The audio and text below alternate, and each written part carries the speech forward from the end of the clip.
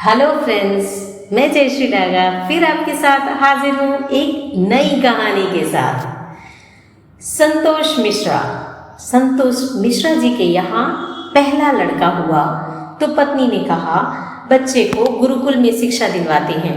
मैं सोच रही हूँ कि गुरुकुल में शिक्षा देकर उसे धर्म ज्ञाता, पंडित, योगी बनाऊंगी।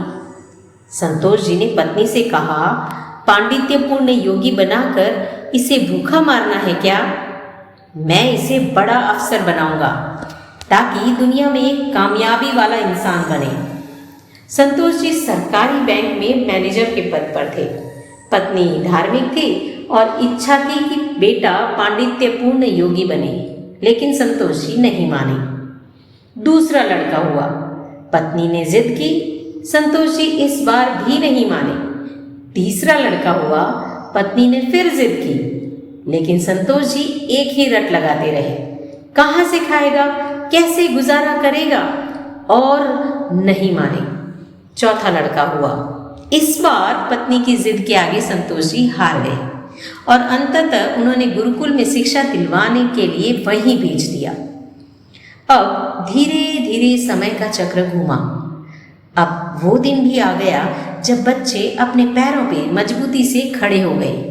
पहले तीनों लड़कों ने मेहनत करके सरकारी नौकरियां हासिल कर ली। पहला लड़का डॉक्टर, दूसरा बैंक मैनेजर, तीसरा एक गवर्नमेंट कंपनी में जॉब करने लगा।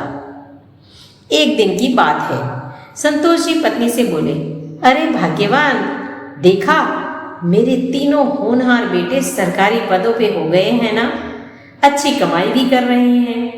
तीनों की जिंदगी तो अब सेट हो गई, कोई चिंता नहीं रहेगी अब इन तीनों की। लेकिन अफसोस, मेरा सबसे छोटा बेटा गुरुकुल का आचार्य बनकर घर घर यज्ञ करवा रहा है, प्रवचन कर रहा है। जितना वह 6 महीने में कमाएगा उतना मेरा एक बेटा 1 महीने में कमा लेगा। अरे भाग्यवान, तुमने अपनी मर्जी करवा कर बड़ी गलती की। तुम्हें भी आज इस बात का पश्चाताप तो होता ही होगा, मुझे मालूम है, लेकिन तुम बोलती नहीं हो। पत्नी ने कहा, हम में से कोई एक तो गलत है जी, और ये आज दूध का दूध पानी का पानी हो जाना चाहिए। चलो अब हम परीक्षा ले लेते हैं चारों की, कौन गलत है कौन सही पता चल जाएगा। दूसरे दिन शाम के वक्त पत्नी ने बाल बिखरा अपनी साड़ी का पल्लू फाड़कर और चेहरे पर 1-2 नाखून से निशान मारकर आंगन में बैठ गई और पतिदेव को अंदर कमरे में छिपा दिया। बड़ा बेटा आया, पूछा, मम्मी क्या हुआ? माँ ने जवाब दिया, तुम्हारे पापा ने मारा है। पहला बेटा, बुढ़ा सठिया गया है क्या? कहाँ है, बुलाओ तो जरा। माँ ने कहा, नहीं है, बाहर गए हैं। पहला बेटा, आए तो मुझे बुला लेना, मैं कमरे में ही हूँ, मेरा खाना निकाल दो, मुझे भूख लगी है। ये कहकर कमरे में चला गया।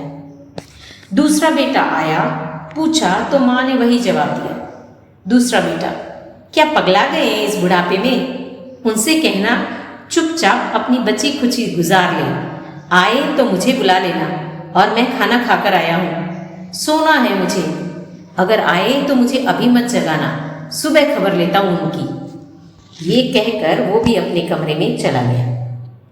तीसरा बेटा आया, पूछा तो आग बबूला हो गया। इस बुढ़ापे में अपनी औलादों के हाथों जूते खाने वाले काम कर रहे हैं, इसने तो मर्यादा की सारी हदें पार कर दी है। यह कहकर वह भी अपने कमरे में चला गया। संतोष जी अंदर बैठे बैठे सारी बातें सुन रहे थे। ऐसा लग रहा था कि जैसे उनके पैरों के नीचे से जमीन खिसक गई हो और उसके आंसू रुक ही नहीं रहे थे। किस तरह इन बच्चों के लिए दिन रात मेहनत करके पाला पोसा, इन्हें पढ़ाया लिखाया, इनको बड़ा आदमी बनाया, जिसकी तमाम गलतियों को मैंने नज़रअंदाज करके आगे बढ़ाया, और ये ऐसा पढ़ता, अब तो बर्दाश्त ही नहीं हो रहा। इतने में चौथा बेटा घर में ओम ओम ओम करते करते अंदर आया। माँ को इस हाल में देखा तो भागते हुए आया। पूछा तो माँ ने अब गंदे गंदे शब्दों में अपने पति को बुरा भला कहना शुरू किया। तो चौथे बेटे ने माँ का हाथ पकड़कर समझाया कि माँ, आप पिताजी की जान हो, आपके बिना वो अधूरे हैं। अगर पिताजी ने आपको कुछ कह दिया तो क्या हुआ? मैंने पिताजी को आज तक आपसे बदतमीजी से बात करते हुए भी नहीं देखा। वो आपसे हमेशा प्रेम से बात करते थे। जिन्होंने इतनी सारी खुशियां दी, आज नाराजगी से पेश आए तो क्या हुआ? हो सकता है आज उनको किसी बात को लेकर चिंता हो रही हो ना हो माँ, यही बात है। आपसे कहीं गलती जरूर हुई होगी। अरे माँ, पिताजी आपका कितना ख्याल रखते हैं, याद है ना?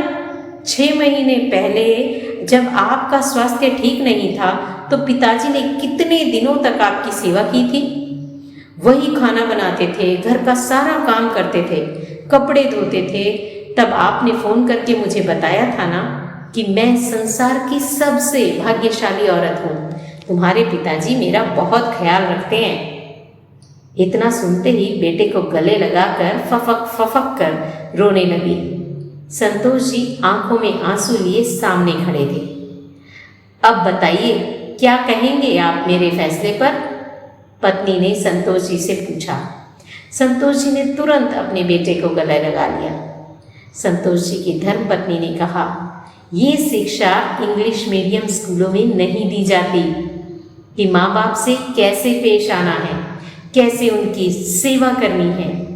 ये तो गुरुकुल ही सिखा सकते हैं, जहाँ वेद, गीता, रामायण जैसे ग्रंथ पढ़ाए जाते हैं, संस्कार दिए जाते हैं। अब संतोष जी को एहसास हुआ, जिन बच्चों पर लाखों खर्च करके डिग्रियां दिलवाई, वे सब जाली निकले। असल में ज्ञानी तो वे सब बच्चे हैं जिन्होंने ज़मीन पर बैठकर पढ़ा है। मैं कितना बड़ा ना समझ था। फिर दिल से एक आवाज़ निकलती है, काश मैंने चारों बेटों को गुरुकुल में शिक्षा दी होती, जहाँ जिंदगी को समृद्धि के साथ साथ संस्कार, सुकून, शांति और सम्मान के साथ जीना सिखाया जाता है। तो ये थी दोस्तों आज की कहानी।